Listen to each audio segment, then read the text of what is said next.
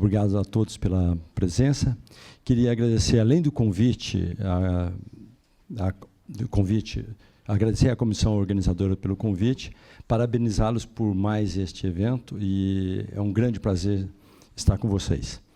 Quando eu e o professor Zuccolotto conversamos sobre o tópico a ser coberto neste minicurso, e acertamos esse título, eu verifiquei que há uma apresentação preparada por editores da ACS, usada em eventos que a ACS promove no mundo todo, chamada ACS on Campus.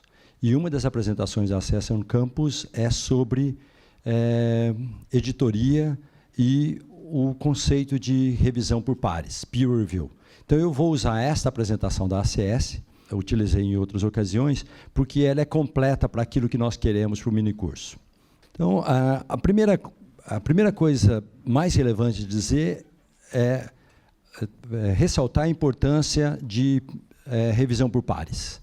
Principalmente nessa época de fake news, em que é cada vez mais relevante verificar a autenticidade e a certificação das informações que nós recebemos, é essencial usar informação que seja certificada, como é o caso das publicações que são avaliadas por pares.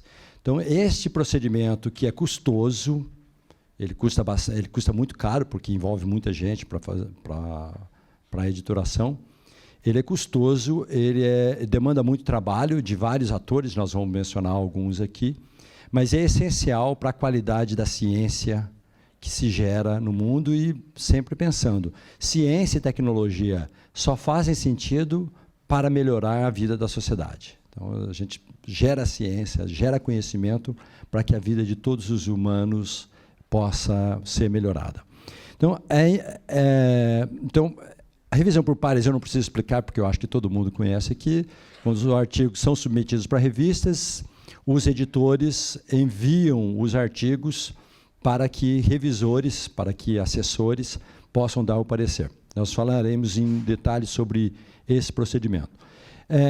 Uma coisa, tem um pouco de altruísmo nesse tipo de trabalho por parte dos revisores, porque, com raríssimas exceções, o trabalho de revisão por pares é feito como voluntário, gratuitamente. Os revisores não recebem nada para dar pareceres. Então, é o que eles o que se chama aqui de pay it forward. Quer dizer, um pesquisador está usando parte do seu tempo, do seu trabalho, para fazer revisão, na expectativa que depois outros pesquisadores farão o mesmo com o trabalho dele, e com isso garantirá a certificação da qualidade do trabalho que ele fez.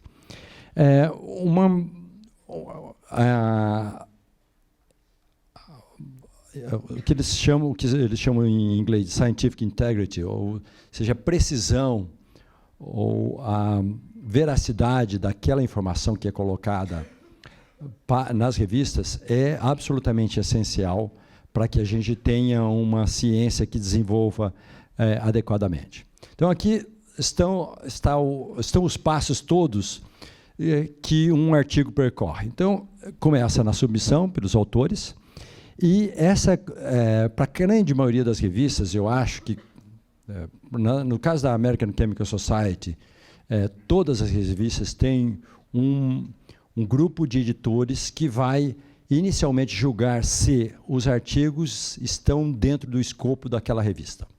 Então, essa é a primeira barreira que os autores enfrentam, a primeira barreira que um artigo enfrenta, é passar por essa revisão.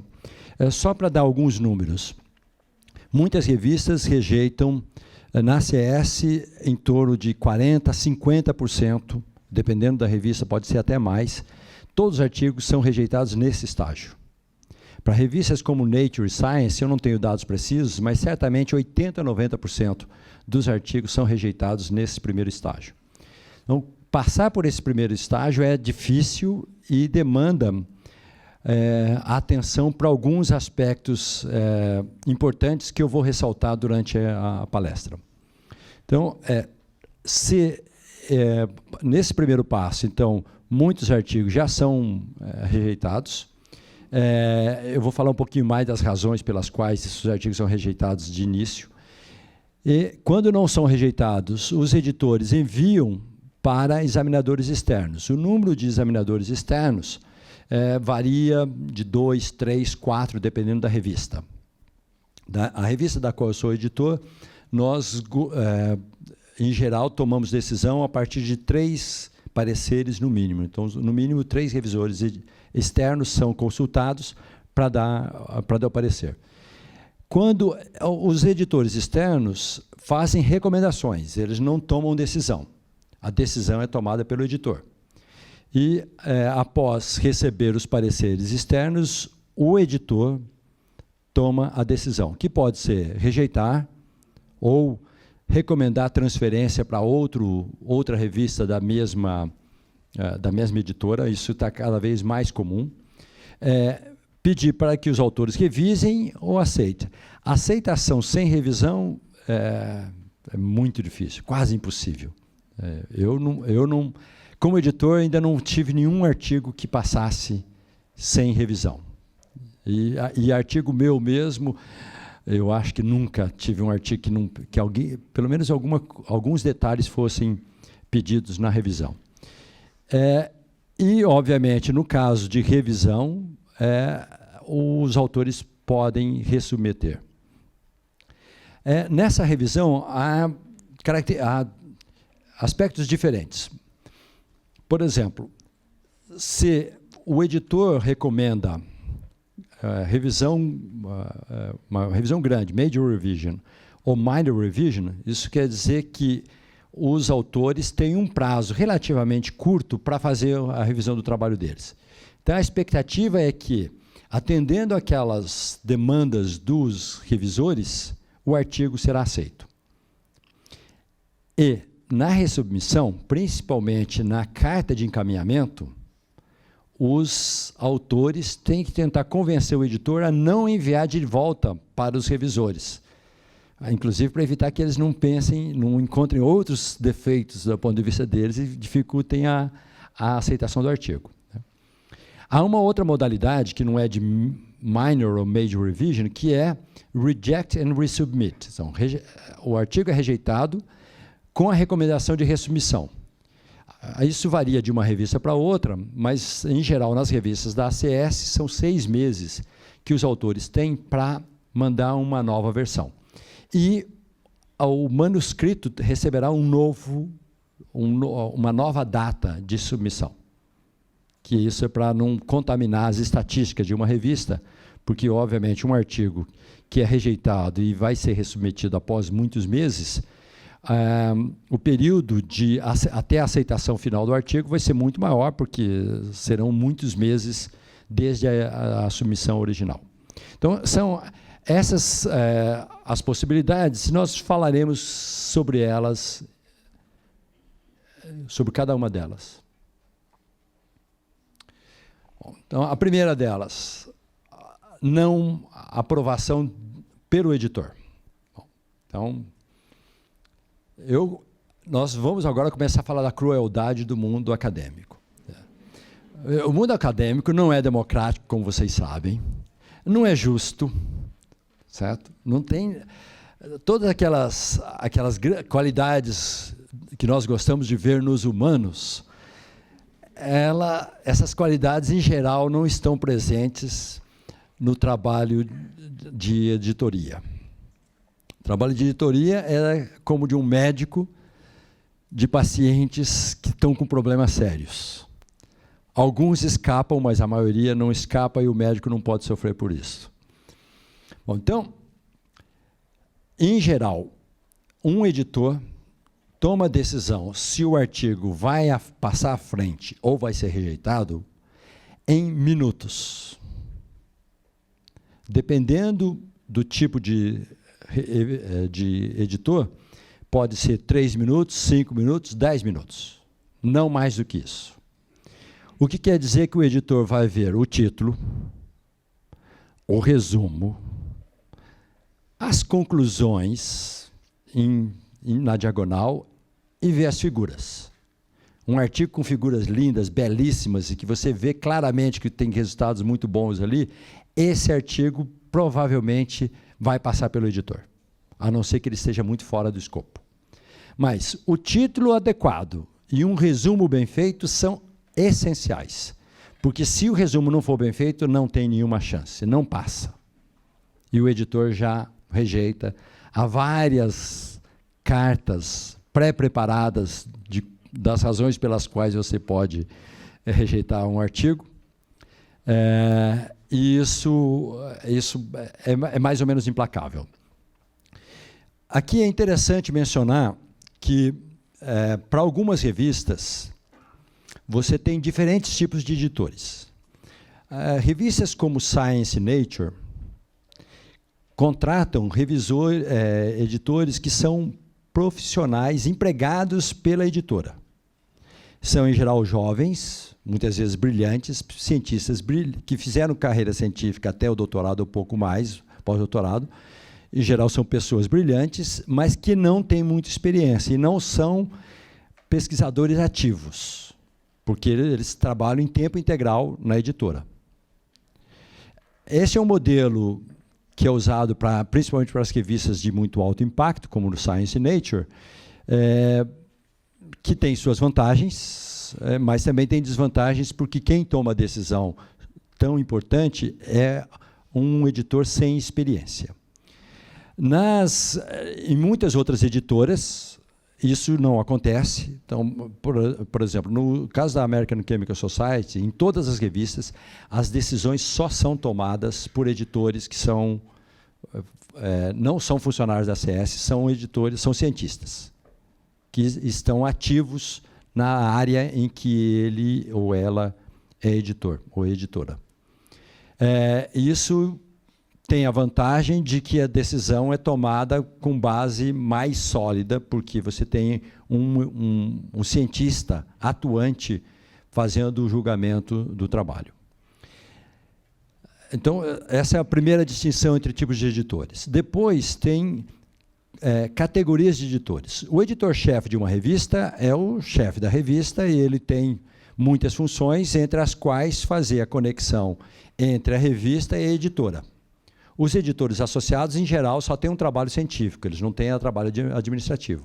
O editor-chefe tem um trabalho administrativo também. E ele é que decide quando houver polêmicas ou quando houver algum problema. O editor-chefe também decide quem serão os outros editores. Então, ele convida outros editores por decisão dele. Então, o papel do editor-chefe é muito importante e é uma função de bastante poder.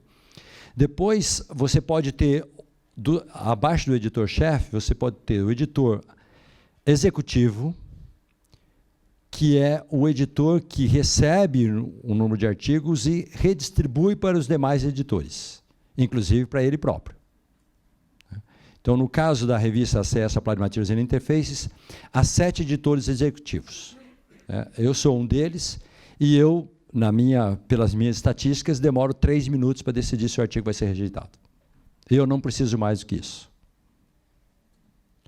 Então, eu decido se o artigo vai à frente e vai para algum editor, para mim mesmo, para outro editor, ou ele vai ser rejeitado a média de 3 minutos. Eu só demoro mais tempo, em geral, quando vêm artigos de autores que têm uma bandeirinha vermelha, que já foram flagrados com problema de similaridade de texto, ou possibilidade de plágio. Então, isso você tem que olhar qual o relatório da similaridade, e isso demora mais tempo. Mas, em geral, nos casos normais, eu demoro não mais que 3 minutos para decidir. E o que eu vejo, o título, para ver se está dentro do escopo da revista.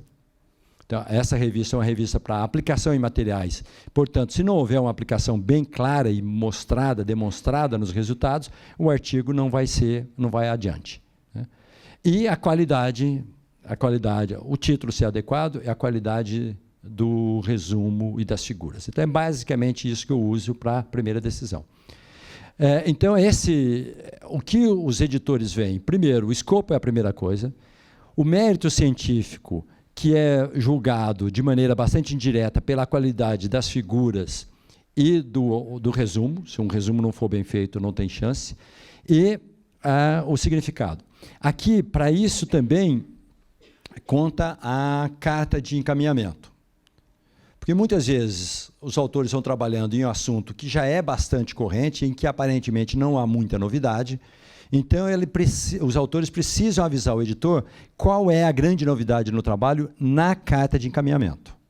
Ressaltar esses aspectos. Porque senão o editor olha, esse é mais um trabalho sobre tal assunto, eu já vi vários na última semana nesse assunto, é mais um deles e eu não tem novidade suficiente para essa revista e, portanto, o artigo vai ser rejeitado ou transferido para uma outra revista.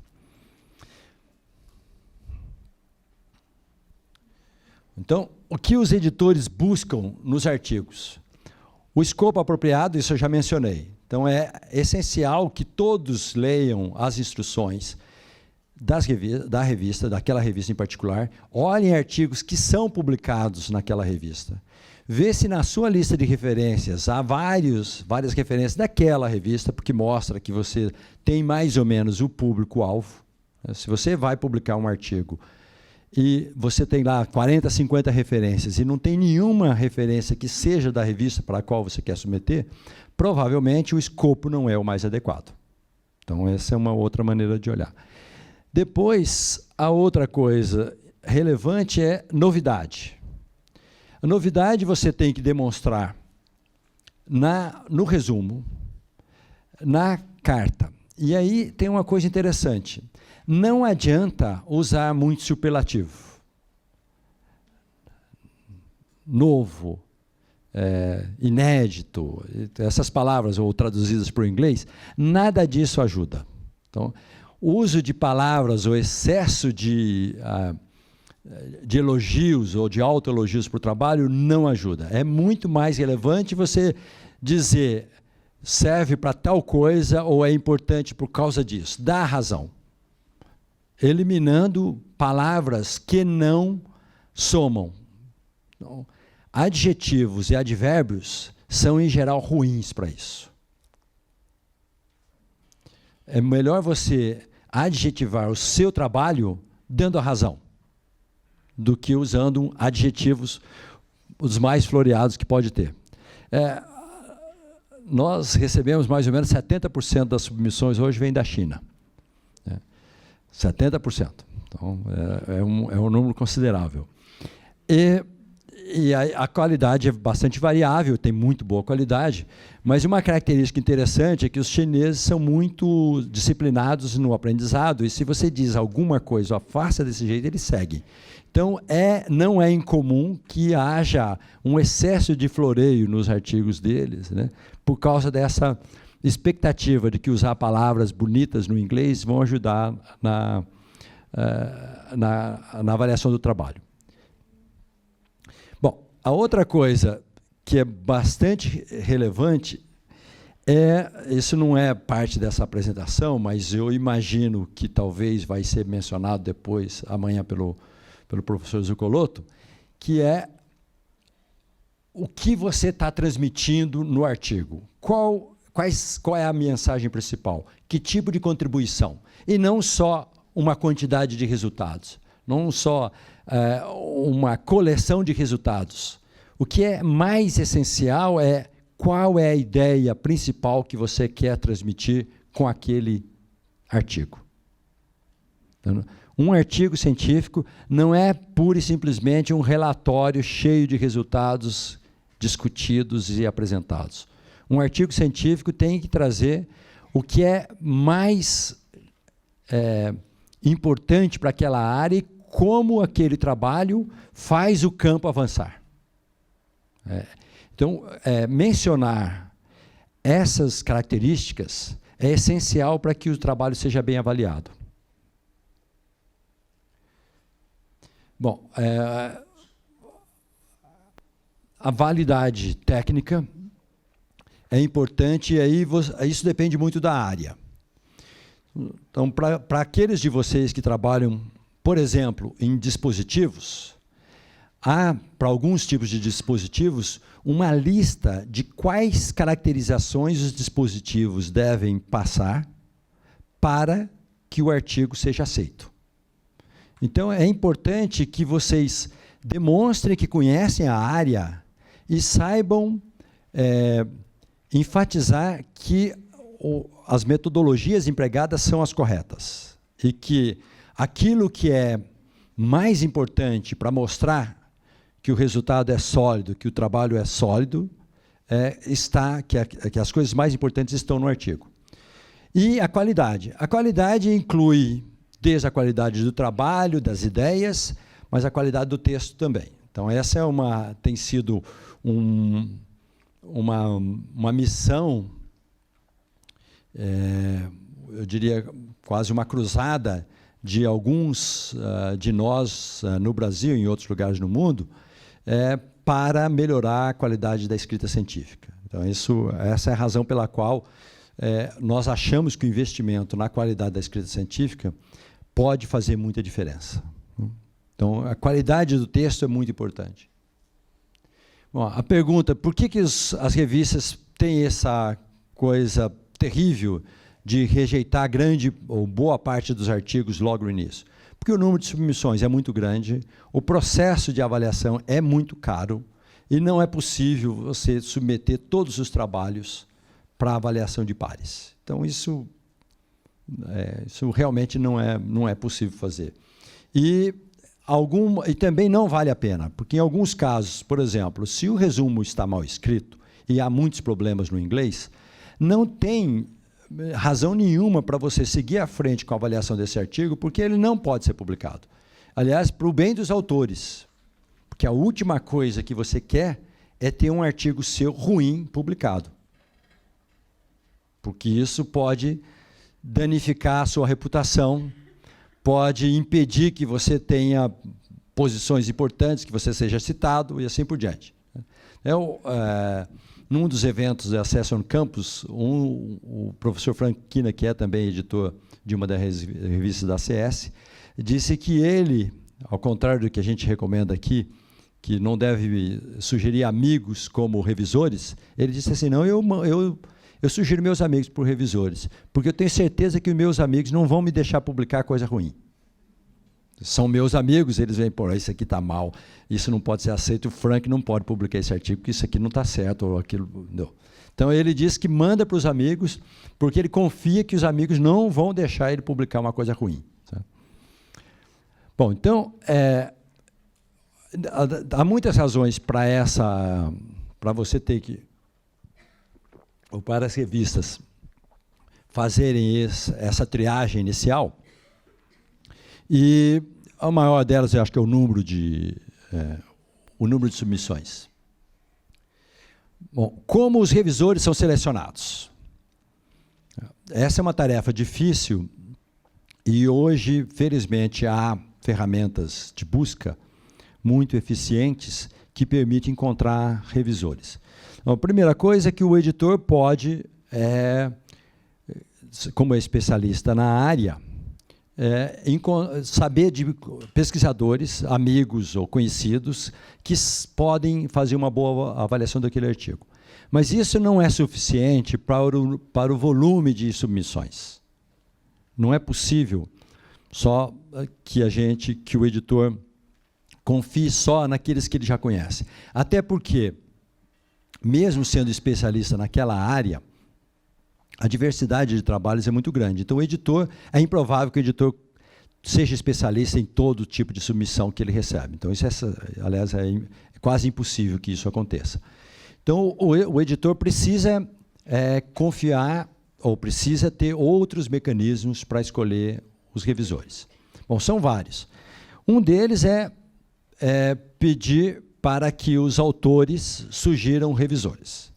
Essa é uma medida bastante interessante e ela demonstra também a maturidade e a confiança que os autores têm no trabalho deles.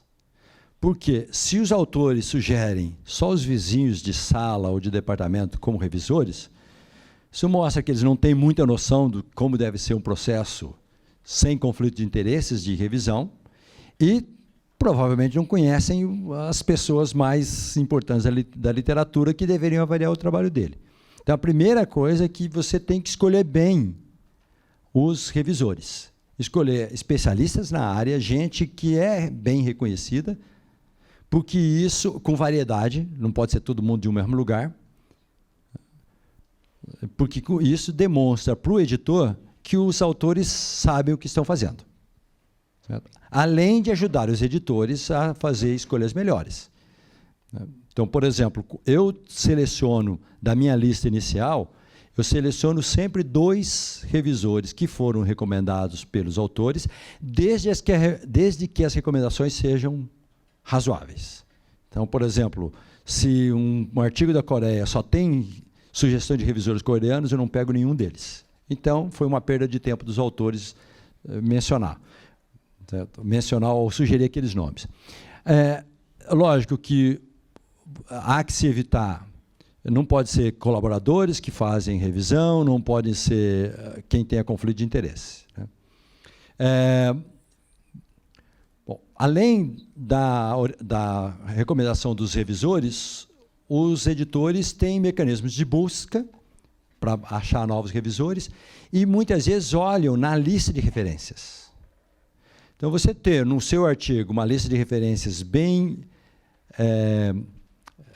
com referências recentes, que isso é importante, né? Não dá para a gente tentar achar revisor de um artigo que foi publicado há muito tempo. Se são referências relevantes e recentes de autores importantes, esta é uma fonte boa para o editor encontrar revisor. E há agora os mecanismos de busca, alguns com alguma inteligência. Então, no caso das revistas da CS, você pode colocar palavras-chave, você pode buscar um revisor pelo e-mail ou pelo nome, se ele estiver no banco de dados, você encontra, ou usar palavras-chave e aí o sistema retorna uma quantidade grande de autores e revisores de artigos relacionados àquele tema. Então, não é tão difícil fazer a seleção.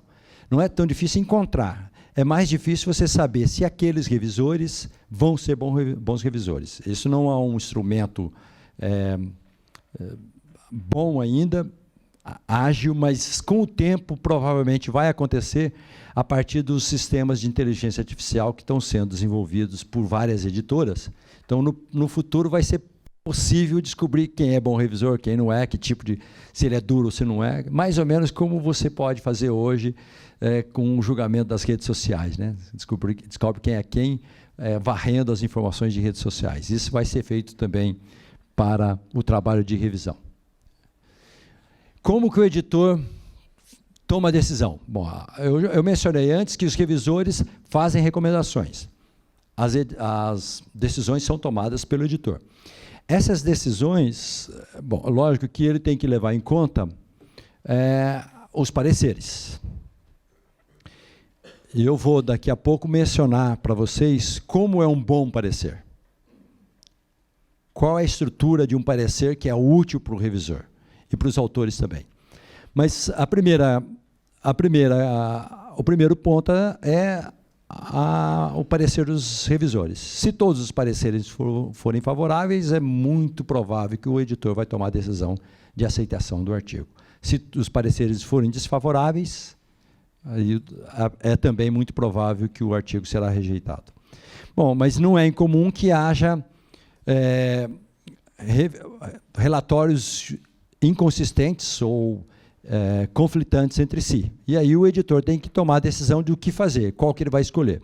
Nesse aspecto, eu acho que as revisões dos pareceristas que são mais detalhadas são mais úteis e provavelmente ganham a briga na decisão do editor. Bom, as possíveis decisões eu já mencionei naquele fluxograma anterior.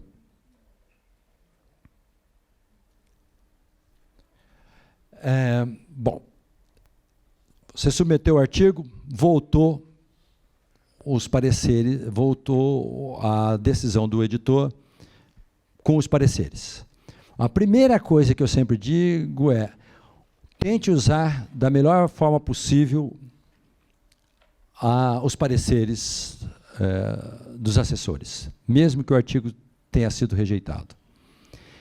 Na minha experiência, já de alguns anos, recebendo pareceres, não só como editor, mas também como membro de coordenação na FAPESP, que eu fiquei por 9 anos, a minha minha experiência tem sido que a maioria esmagadora dos pareceres é impessoal. Não é pessoal, não é contra o solicitante ou contra os autores. A maioria é impessoal.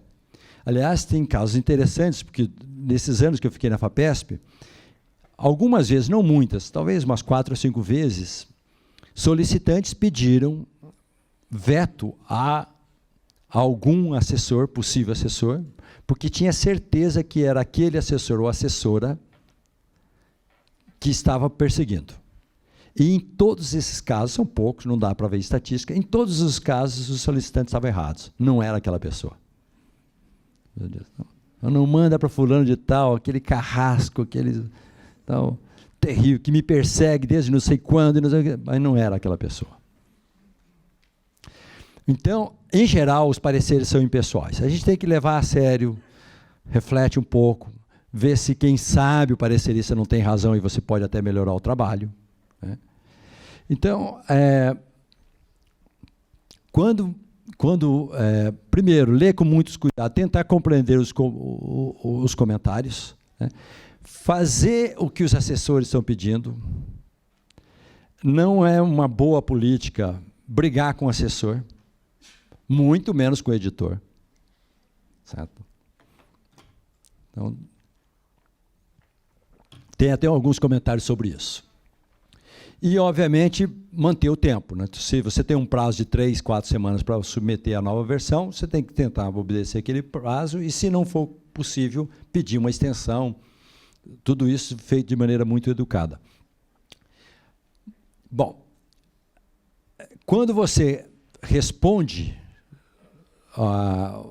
os pareceres, além de dizer para o editor quais foram as principais modificações que foram feitas, o que é mais essencial na modificação, nas mudanças feitas, é necessário responder ao editor e aos referis todos os comentários, ponto por ponto. Lembrando que o seu objetivo é fazer com que o editor tome a decisão de aceitar o artigo sem mesmo mandar para os revisores. Quando há muita revisão para ser feita, em geral o editor não aceita. Primeiro, porque tinha muita coisa para ele conferir, então é mais fácil ele mandar para os assessores, para os revisores, para os referis conferir, então é mais simples para ele, ele fica mais confortável e dá menos trabalho. Mas, em geral, se as modificações não forem muitas, é importante que os autores mencionem cada alteração que foi feita e respondendo claramente, e respondendo diretamente. Se você não pode responder diretamente, diz porque não pode. Não adianta só desviar do assunto, porque todo mundo sabe ler, né? O editor sabe ler e o revisor sabe ler e vê que você está fugindo da questão, porque você não tem uma boa resposta. Se não tem uma boa resposta, tem que dizer.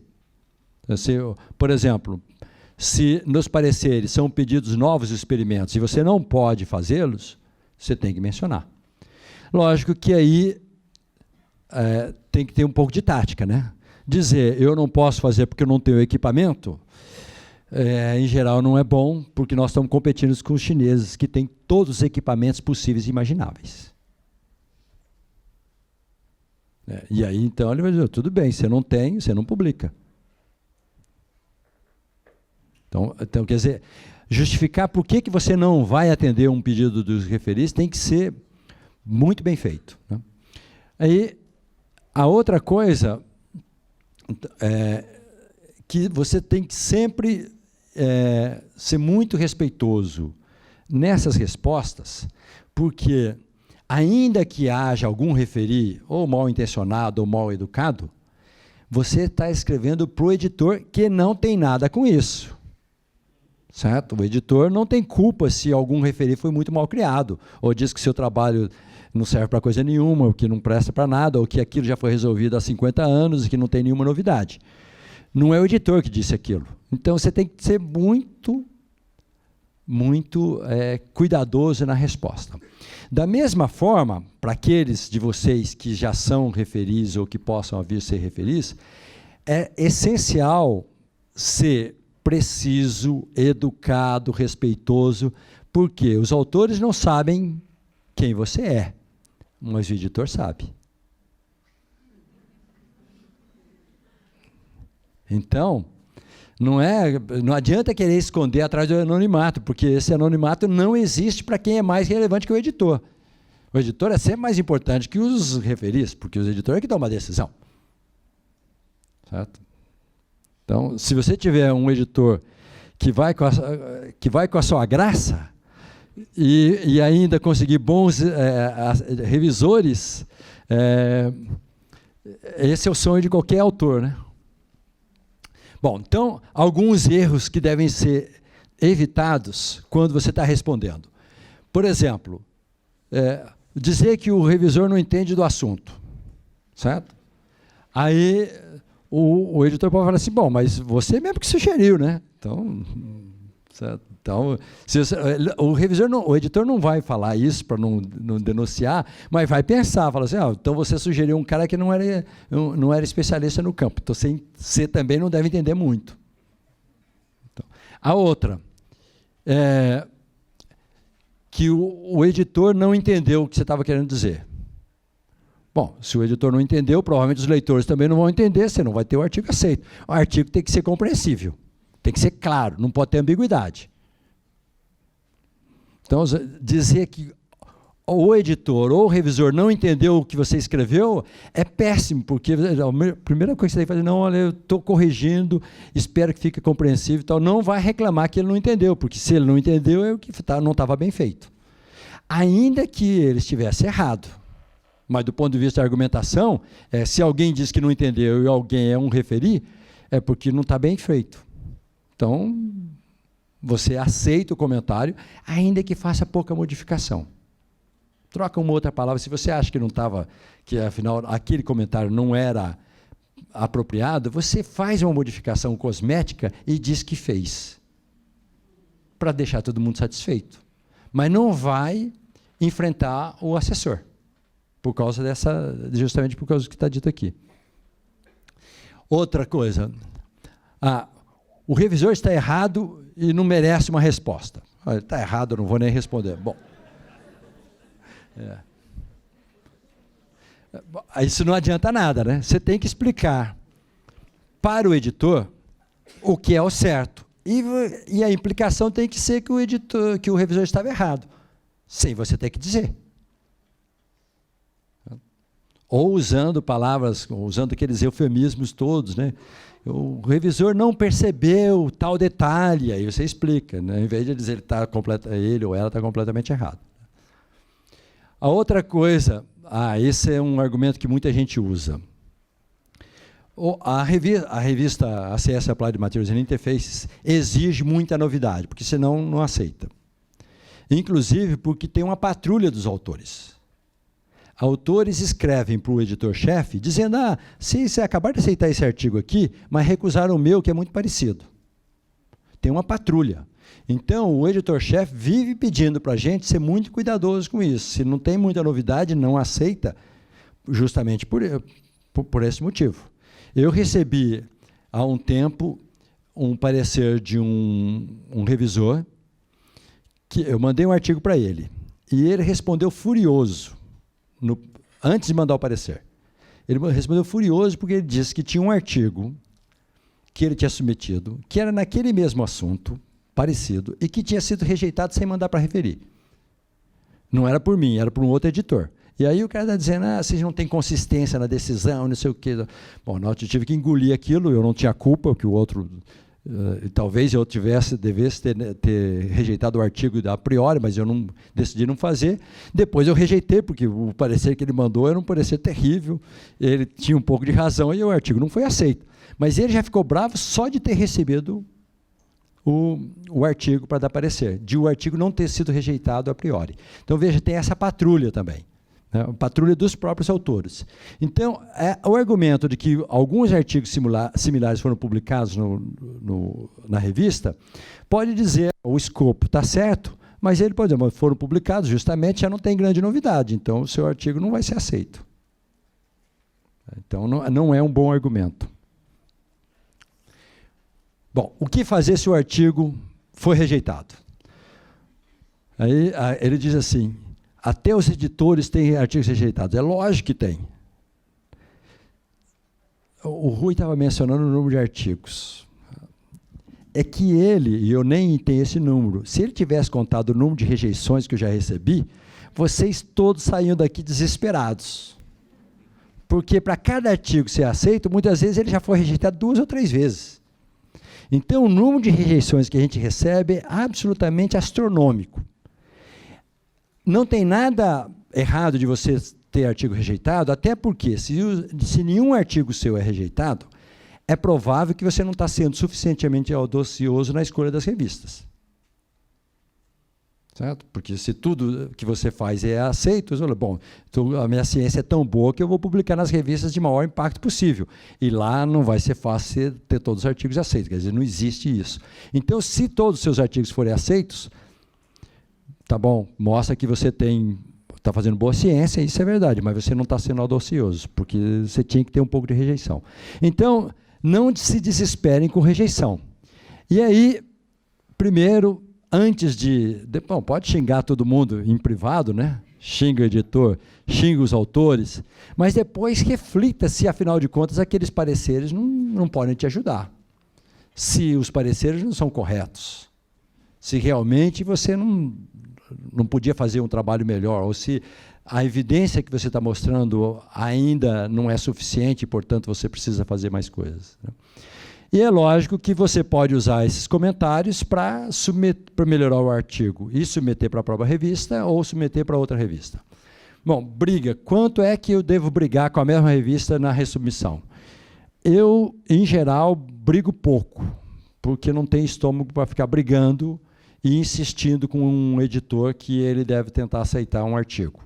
Mas tem horas que você vê pela decisão que vale a pena uma resubmissão, porque você diz, olha, eu consigo, embora o artigo tenha sido rejeitado, nós conseguimos responder a todos os questionamentos e achamos que ainda vale a pena. Então, você pode ainda tentar uma vez resubmissão mesmo depois de ser rejeitado. Bom, como é que você se torna um revisor?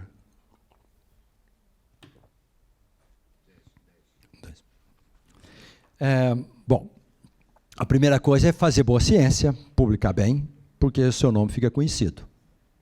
Você também pode dizer que é voluntário para a revista, escrever para editores e dizer, olha, eu estou disponível para avaliar artigos nessa área e isso o editor pode convidar. Se isso acontecer, principalmente para os jovens, tem que fazer um trabalho muito bom, que é para o editor depois saber que você é um revisor cuidadoso. Eu nunca perguntei para o editor-chefe da minha revista por que ele me convidou para ser editor. Mas talvez possa ter sido porque ele era editor de uma revista há muitos anos e vivia mandando artigos para mim. E eu lembro que, uma época, a minha taxa de rejeição era de 90%. Eu rejeitava quase tudo que ele me mandava. E eu comecei a perceber o seguinte, é que ele olhava aqueles artigos, era uma época que os artigos não eram rejeitados a priori. O editor quase sempre mandava, eu estou falando isso há 20 e tantos anos, né? O editor sempre mandava os artigos para revisão.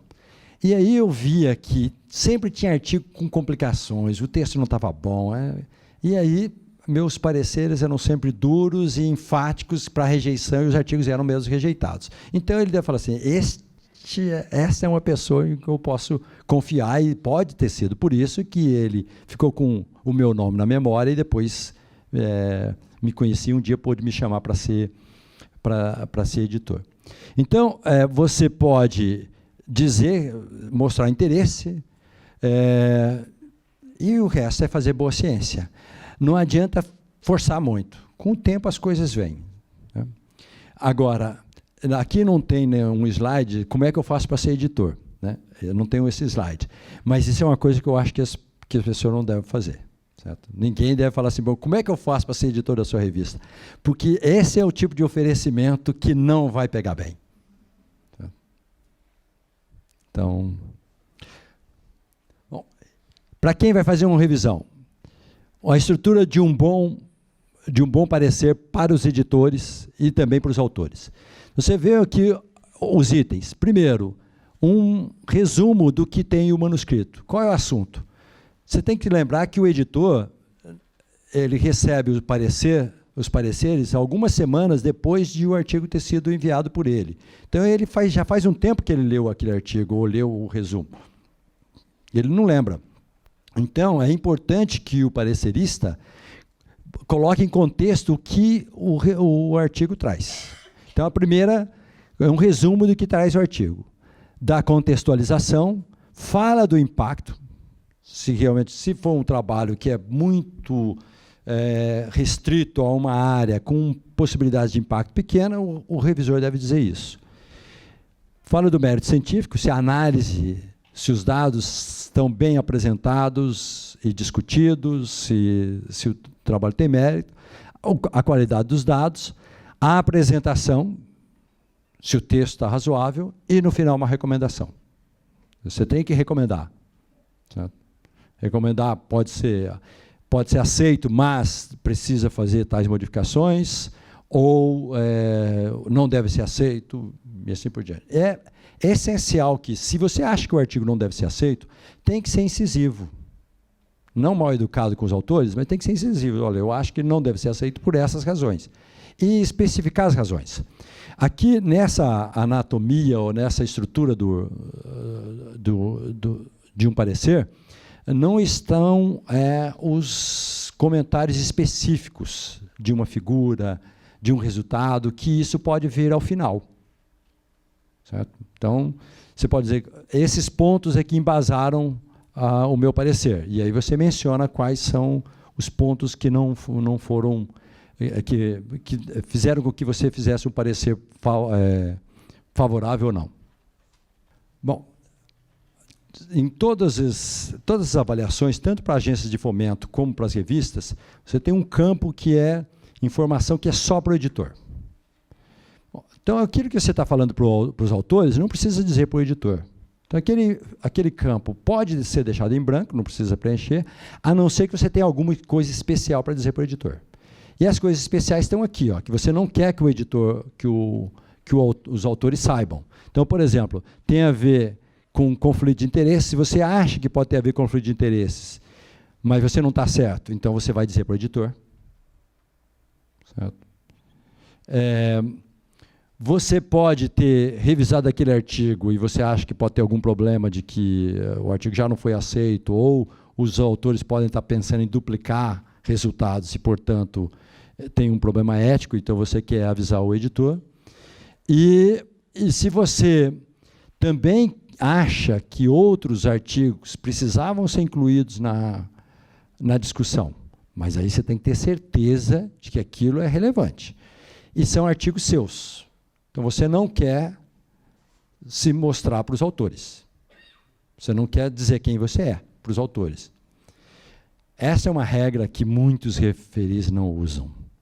Tem muitos referis que falam, elogiam o trabalho e tal, e dizem assim, mas você deveria mencionar tais artigos, uma lista. Artigos de quem? Dele, dela.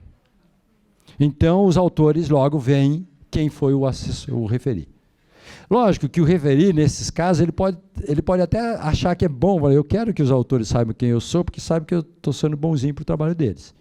Pode ser, mas isso não é ético e não é correto. E o editor está de olho. Você pode ficar bem com os autores, mas não vai ficar bem com o editor. Não há uma política clara, por exemplo, nas revistas da ACS, de evitar isso, porque isso é uma coisa muito complicada. É muito complicada.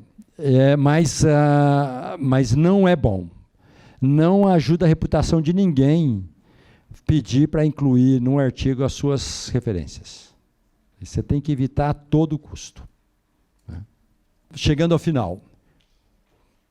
Como autor, como é que você encara? Primeiro, os relatórios, os pareceres, não devem ser pessoais. E, em geral, não são. Não podemos sofrer de ter artigo rejeitado. Quem diz, eu não suporto ter um artigo rejeitado, tem que repensar o que vai fazer na carreira. Não dá. Então, a gente tem que ter sangue frio para aguentar essas pancadas. Né? E se fica nervoso, não responda na hora. Né?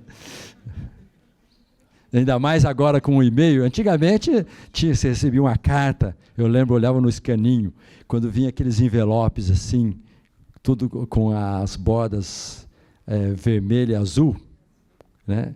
Aí, então, era de pareceres de artigo de revista. Aquilo era uma emoção que você lia. Hoje tem menos emoção que vem no e-mail, mas eu não sei se é melhor ou não. E é lógico que a sua resposta tem que ser profissional, baseada em ciência e não em experiências pessoais ou opiniões. Lembrando sempre, o editor está de olho. Como revisor, tem que responder. Veja, todo mundo depende de celeridade na avaliação. Então, o revisor tem que ser rápido. Se ele não pode ser rápido, ele não pode dar um parecer no tempo que foi estipulado, ele ou ela deve pedir para não dar o parecer. O artigo tem que ser, o parecer tem que ser escrito com clareza, consubstanciado em argumentos científicos, não pode ser pessoal, tem que ser respeitoso, ainda que você ache que aquele trabalho é ruim, muito ruim, você deve escolher as palavras, certo? Porque isso aliás, é uma questão de respeito pelo trabalho do outro, né? Isso independente. Quer dizer, entra naquelas coisas que eu falei que o mundo acadêmico não respeita muitas das nossas, ou não segue muitas das nossas boas qualidades humanas, né? Que é muito implacável. Por outro lado, não tem nenhuma necessidade no meio acadêmico de você ser rude ou desrespeitoso com o trabalho de uma outra pessoa. Isso o revisor não pode fazer isso. E no caso dos editores, por exemplo, a nossa revista tem uma recomendação explícita do editor-chefe que a gente tem que ser muito educado e aguentar pancada se vier dos autores. Autor é cliente, cliente tem razão. Então, você tem que aguentar. Lógico, você discorda dele, rejeita o artigo, mas não maltrata. Certo? Para terminar, para os jovens, tem uma ferramenta e um site que você pode ser treinado como um revisor. E aí recebe um certificado depois. Então, essa é bem interessante, porque todas essas dicas que eu dei aqui vão aparecer lá. Você vai fazer treinamentos para dizer como fazer as recomendações, como estruturar um parecer, e isso pode ser muito útil. Então, é uma ferramenta bastante útil, principalmente para o pessoal jovem, né, que está começando a dar pareceres. Bom, com isso eu encerro, agradeço enormemente a atenção de vocês. Obrigado. Muito obrigado, professor Osvaldo. O professor Osvaldo Novaes combinou comigo que iria encurtar um pouco a palestra dele para dar chance a um diálogo, a perguntas, que ele ia tirar dúvidas de todos vocês sobre essa matéria. Então, vamos começar com o primeiro candidato, aqui. Professor, muito bom dia. Bom dia. Eu gostaria de fazer uma pergunta para o senhor. Mostra para ele, por gentileza. Professor, como editor, o que o senhor acha que passaria perante a consciência de um editor de publicação científica quando, devido a verbas para publicação, deve-se fazer a escolha de uma obra, deixando outra que venha a saber depois que ela seria muito mais relevante? Um exemplo, em 1686 foi escolhida a obra História dos Peixes em detrimento à obra de Isaac Newton, Princípios Matemáticos da Filosofia Natural, que estabelecia os princípios da lei do movimento e da gravidade. Como que ficaria a consciência do editor? Sim. Porque parece que a obra do Newton ela só foi publicada graças a um amigo dele que emprestou um dinheiro para fazer essa publicação. Esses dias eu vi uma lista, acho que num post do Facebook de algum amigo, falando dos 6 ou 7 trabalhos que foram rejeitados e que depois deram origem a prêmio Nobel. Bom, eu não fico nem um pouco surpreso de um trabalho que ganha prêmio Nobel ser rejeitado, porque, em geral, é um trabalho que traz coisas muito diferente daquilo que se estava acostumado. É por isso que é tão inovador.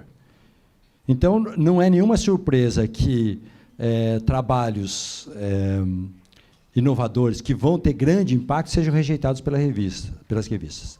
Por exemplo, eu fico imaginando se alguém que pela primeira vez é exposto às ideias da relatividade geral de Einstein, Diz, isso não faz sentido nenhum, isso é uma maluquice completa, e isso aconteceu. Certo? Então, não é surpresa que trabalhos que venham a ter enorme impacto depois sejam rejeitados. Como é que faz o editor? Bom, o editor tem que ser uma pessoa conservadora e ele tem que pensar na própria pele. Então, o que vai acontecer? Se um figurão, digamos o seguinte, um prêmio Nobel submete um artigo que vem para eu ser editor. Eu olho aquilo ali, não vou rejeitar logo de início um trabalho no prêmio Nobel. Mando para revisor. Todo mundo diz que está bom, eu aceito o artigo. Daí uns meses ou um ano, descobre-se que aquilo tudo estava errado, que aquilo era um absurdo, que nunca podia ter sido publicado.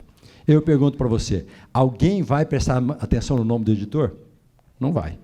Vai dizer que é o prêmio Nobel que endoidou. Bom, então, esse é um exemplo. Agora, por outro lado, se eu aceito um artigo de um grupo completamente desconhecido, de um lugar remoto na face da Terra, e depois se descobre que aquilo está totalmente errado, aí ninguém vai pensar quem são os autores, mas quem é o editor. Então, você vê que o editor, por questão de sobrevivência, vai ser conservador. E não há nenhum remédio contra isso que você falou. Nenhum remédio. A não ser o que acontece mesmo é gente muito importante que consegue publicar quase qualquer coisa. Isso aí. Mas isso acontece o tempo todo, não há como você resolver esse impasse. O editor tem que pensar que ele edita centenas de artigos num ano e é essa média que conta, né? Ele tem que ficar torcendo para que, dentre aqueles artigos que ele editou, alguns vão ser muito importantes, vão ter impacto, e ele ficar torcendo para, quando tiver singularidade, sejam as positivas e não as negativas. Né? Bom dia. Bom dia. Queria agradecer muito pela palestra, agradecer à escola por proporcionar esse tema, porque, como ficou claro, né, são muitos aspectos que são fruto da experiência, né? Então, agradecer muito pelas dicas e orientações. Eu costumo dar muito parecer, eu atuo na área de educação em ciências, que é uma área interdisciplinar. E já fiz isso mais de uma vez, queria saber a sua opinião, de perceber que, como o trabalho envolve, às vezes, 2, 3 áreas diferentes, eu tenho condição de avaliar a originalidade na minha área, mas eu sinto falta de um segundo parecerista que avaliaria um outro tema específico. E eu costumo indicar isso, quando eu emito o parecer, como um comentário por editor. É pertinente, não é? Sim, é. Aliás, você faz isso de maneira perfeita. Você faz o comentário com o editor, para o editor, mas não para os autores. Porque, para os autores, você poderia desqualificar seu parecer e tirar sua autoridade. Então, se você está sendo crítica, por exemplo, com relação ao trabalho, mas você diz que não entende bem de algum aspecto, isso desqualifica o seu parecer. Mas, para o editor, você faz muito bem, até porque você guia o editor para que ele ou ela busque pareceres de áreas complementares. Então, é perfeito. Essa é o que deve fazer mesmo, é a melhor prática. Bom dia, professor. Bom dia. Trabalhos que sejam aparentemente desdobramento de trabalhos anteriores do autor, como, por exemplo, uma nova caracterização para um trabalho de mestrado que já foi publicado. A orientação seria de rejeitar e que tipo de argumentos utilizar para o autor e para o editor, no caso? Certo. Bom, a gente já tem até o texto pré-preparado para rejeitar artigo que é só continuidade. Né? Então, você tem que... Bom, primeiro, se ele é só uma continuidade sem grandes contribuições, talvez seja melhor você não publicar aquilo. Faz mais coisas. Mas se é uma continuidade, mas você acha que tem conteúdo suficiente, então você tem que caprichar na carta para o editor, na menção, na introdução do artigo, que você tem que mencionar o que foi feito antes e diferenciar as novas contribuições do que já foi feito. Uma prática que, felizmente, não é muita gente que usa, mas é péssima, é tentar esconder o trabalho anterior para não ser pego. Mas não adianta, porque se ele for pego, aí, inclusive, é considerado como uma violação ética. Então, tem até punição. Se isso for pego, por exemplo, na nossa revista, tem uma punição para o autor, porque ele fez um trabalho de continuidade e escondeu o trabalho anterior para não aparecer que era só continuidade. Então, se você estiver convencida de que o trabalho tem contribuições relevantes para merecer um novo artigo, tem que justificar isso, tem que pensar se a quantidade de ideias novas, não só de dados, é suficiente para um novo artigo. Né? E aí, explicitar isso claramente na carta e na introdução do artigo. Professor, eu fiquei com uma dúvida. O professor chegou a mencionar que não é uma boa justificativa falar que não teve acesso a equipamentos ou a laboratório, algo do gênero.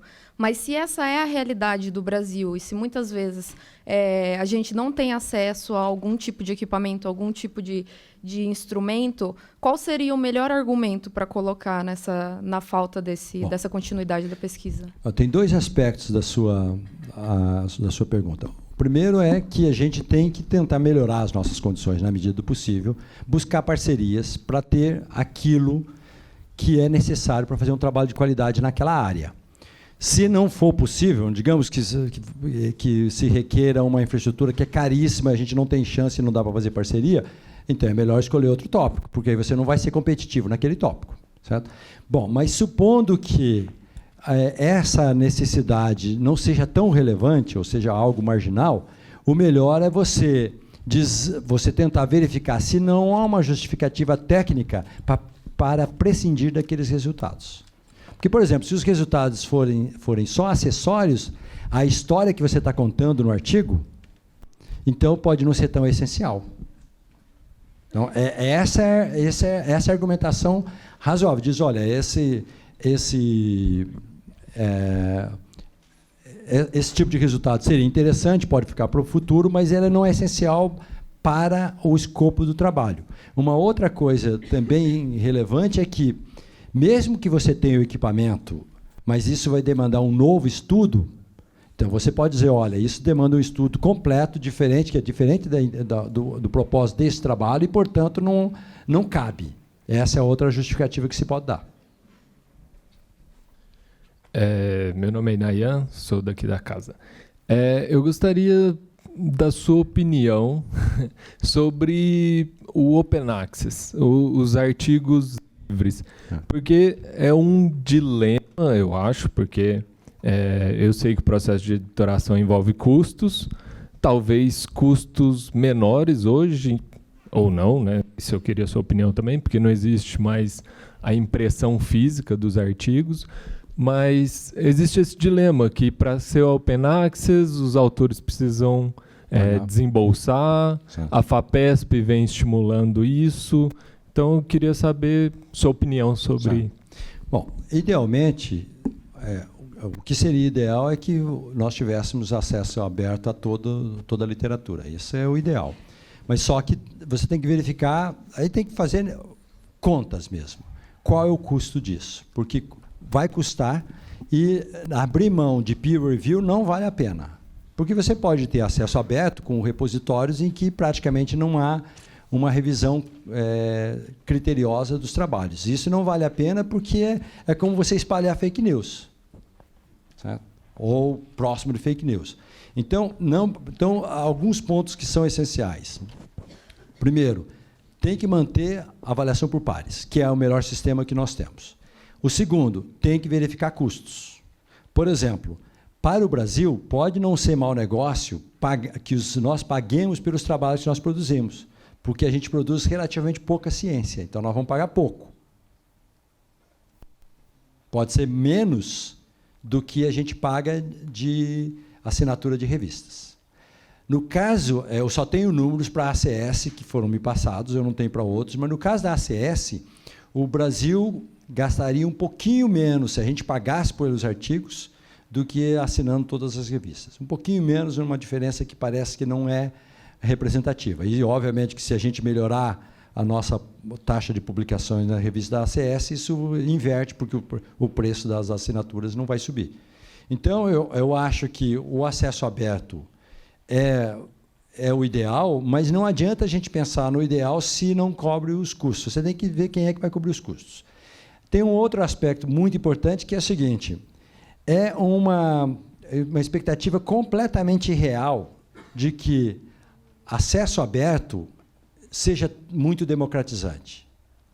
Porque informação não é cara, ou não é tão caro. Informação é relativamente barato, facilmente disponível. O que é caro é conhecimento. E você só transforma informação em conhecimento se tem bastante conhecimento. Ou seja, quem pode fazer isso? Então, por exemplo, você pode deixar toda a literatura acessível a alguns países que não têm uma estrutura de ciência e tecnologia, e eles não vão se beneficiar. Então, é um presente absolutamente inócuo. Então, ter toda a literatura à disposição de um país ou de uma comunidade quer dizer relativamente pouco, porque se nós não tivermos instrumentos e conhecimento para transformar aquela informação em conhecimento, nada vai adiantar. De maneira que, então, essa expectativa de que, por exemplo, a internet seria democratizante, vocês viram que não se concretizou. E nem se concretizaria se você faz o estudo de como funciona a transformação de informação em conhecimento e quão desigual é a distribuição de conhecimento no mundo. No mundo e mesmo no mesmo país. É uma lei de potência. Deve dar uma lei de potência à distribuição de conhecimento. Ela é pior e mais perversa do que a distribuição de renda. Porque, veja, distribuir renda, eu, em princípio, posso fazer. Se eu tenho muito dinheiro, posso distribuir para todo mundo, independentemente do que as pessoas saibam. Então, distribuir renda é possível. Mas distribuir conhecimento é muito mais difícil. Imagine se eu estivesse ensinando alguma coisa de culinária japonesa e estivesse falando em japonês. Quantos aqui, com os slides todos em japonês, quantos aqui poderiam aproveitar? Então, você ter uma distribuição mais equitativa, mais equânime de conhecimento é mais difícil do que até de renda. Então, eu acho, por exemplo, que essa discussão do acesso aberto, muitas vezes com essa ideia democratizante ou de ser para o bem da humanidade, é algo que pode ser bonito no discurso, mas na prática tem pouco efeito. É só um complemento sobre essa questão. Acesso aberto e revistas predatórias, não existe uma correlação direta, mas existe uma alta incidência, não é? Então, queria que você comentasse um pouquinho. Isso nós devemos evitar. Tem uma correlação entre acesso aberto e revistas predatórias, não é total, mas tem uma correlação importante. E as revistas predatórias têm que ser evitadas a todo custo, né? Porque ela é péssima para a reputação de um docente e ela é péssima para a ciência, né? Porque você pode publicar coisas que não têm nenhum significado, que só trazem poluição. Então, as revistas predatórias têm que ser evitadas, e isso é um fenômeno infeliz para a gente, né? Muito ruim para a ciência e tecnologia. Professor, eu gostaria de saber sua opinião a respeito de parecer de artigos científicos que apresentam dados de trabalhos que já foram divulgados em eventos científicos. Porque muitas vezes o trabalho ele é apresentado, mas também não é publicado, ou indexado, nem publicado completamente. Eu gostaria de saber como nós podemos nos posicionar perante a isso e como a gente deve agir no momento de dar parecer, por exemplo. Isso depende muito da política da revista. Algumas revistas exigem que o trabalho seja original e você não pode ter divulgado nem em eventos ou nem num seminário. Então, esse é o caso, por exemplo, de Nature e Science, que eles exigem que todo material seja inédito. A maioria das revistas não tem essa exigência. Então, por exemplo, no caso das revistas da CS, não há nenhum problema de aqueles resultados terem sido apresentados num congresso. Nenhum problema. O que não pode é estar em anais do congresso com o texto praticamente igual. Isso não pode. Certo? Então se você está dando parecer e você percebe que tem um artigo que é muito semelhante ao que apareceu num anel de um proceedings de congresso, então você não deve recomendar a aprovação. Né? Professor, como editor, algum comentário quanto a revistas técnicas, artigos técnicos ou revistas científicas? Bom, há hoje algumas revistas que são bem técnicas, principalmente para métodos. Algumas, inclusive, com bastante impacto, né? Então, se o trabalho é bastante técnico, e principalmente de metodologia, vale a pena publicar nessas revistas, porque você tem chance de ter maior impacto. Principalmente se essas revistas permitirem que você divulgue a metodologia em outros meios. Certo? Então, isso é importante. Agora, o trabalho técnico só faz sentido se for para proteger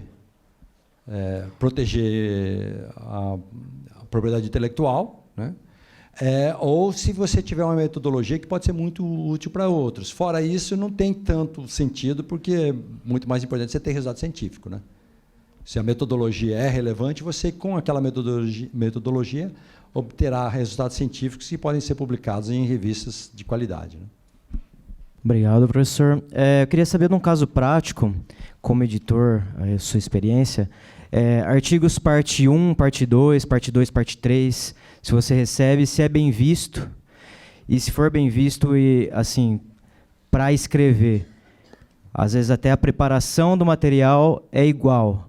Eu escrevo a introdução, a preparação, tudo a mesma coisa nas 3 partes. É uma dúvida que eu tenho, que eu não consegui nem com orientação resolver. Eu acho que está cada vez mais raro artigos parte 1, 2, cada vez mais raro, e na minha revista eu nunca vi.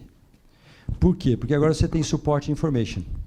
Você tem a informação suplementar. Então, tudo que não é essencial para a história que você está contando vai para a support information.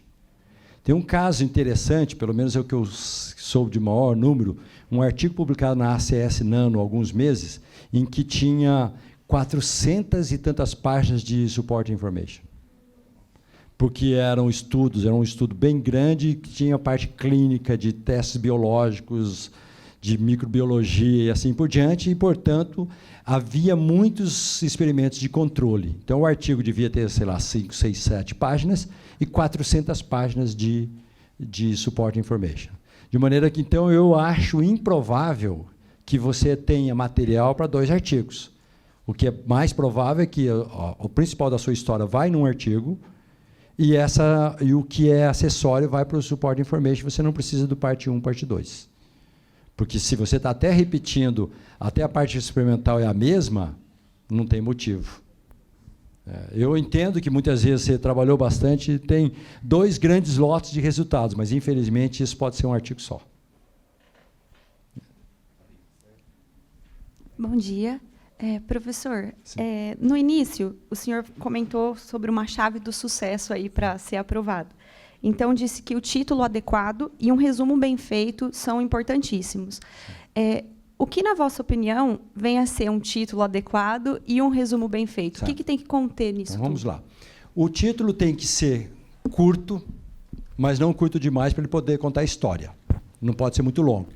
Ele tem que ser incisivo, ele tem que dizer o que o trabalho faz. Certo? Bom, e o resumo? O resumo, eu acho que, será que o professor Zuccolotto é capaz de ele mostrar a anatomia de um resumo aqui? Acho que ele vai mostrar, né? E tem todas as dicas de como é que deve ser um resumo. Ele tem que ter contextualização, o gap, propósito, metodologia, resultados, discussão e conclusão. Então, ele tem uma estrutura muito clara. Mas o que eu acho mais relevante, e esse é um exercício que agora eu peço para todos os meus alunos e colaboradores, e eu vejo que tem mais gente pedindo também, é que, quando você tem um projeto ou quer escrever um artigo, você tem que sintetizar a sua contribuição em uma sentença. Essa sentença guia todo o artigo. Ela deve ser refletida no título, ela deve estar na parte central do seu resumo, ela deve estar na parte central da sua discussão. É uma sentença só. Aí, para aqueles que dizem, mas como eu vou sumarizar tantos resultados em uma sentença? Eu lembro que, quando os prêmios Nobel são anunciados no final do ano, muitas vezes 3 grupos independentes, com trabalhos de décadas, ganham um prêmio Nobel compartilhado, e a razão pela qual eles ganham o prêmio Nobel é dita em uma sentença. Se uma sentença dá prêmio Nobel para 3 grupos, é improvável que o seu trabalho não caiba numa sentença. Certo? Então, essa sentença tem que estar na sua cabeça o tempo todo, e você tem que escrever o seu artigo em torno da sentença, que é a contribuição principal. Uma salva de palmas para o professor Oswaldo. Obrigado.